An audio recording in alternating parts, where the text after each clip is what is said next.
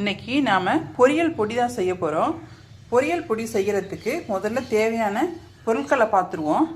முதல்ல ஒரு கப்பு நிலக்கடலை, இதை வறுத்துக்க போகிறோம். அடுத்தது தனியா,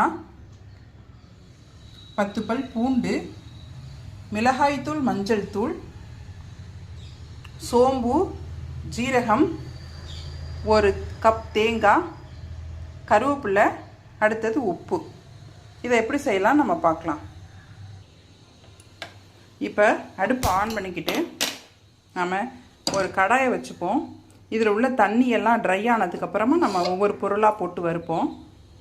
இப்போது நாம் ஒவ்வொரு பொருளாக நம்ம வறுக்க போகிறோம். ஏன்னா தேங்காயில் நிறைய தண்ணி சத்து இருக்கும், இந்த பால் இருக்கும்.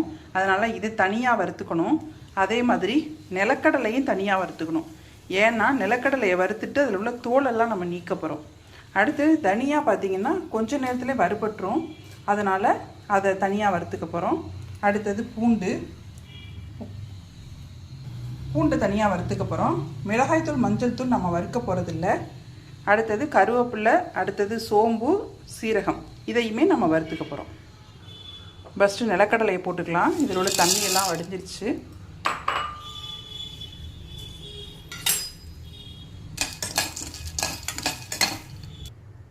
இப்போ நிலக்கடலையை நம்ம வறுத்து முடிச்சாச்சு அப்படிங்கிறது எப்படி தெரிஞ்சுக்கலாம் அப்படின்னாக்கா, ஒரு நிலக்கடையை எடுத்து அதை உரித்து பார்க்கணும்.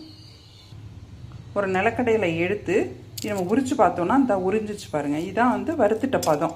இப்போ இதோட நம்ம கேஸ் ஆஃப் பண்ணிக்கலாம். அடுத்து நம்ம தனியா போட்டு வறுத்துக்கலாம்.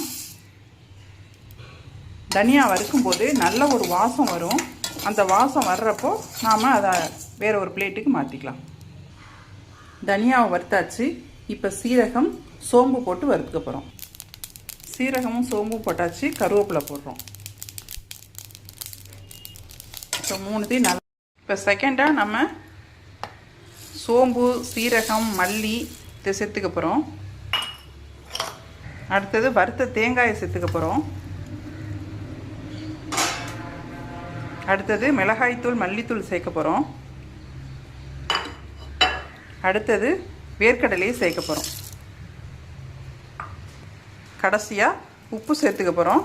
இதை அரைச்சிட்டோம்னா நம்மளுக்கு பொரியல் பொடி ரெடி ஆகிடும். நம்ம பொரியல் பொடியை அரைச்சிட்டு எடுத்துகிட்டு வந்தாச்சு.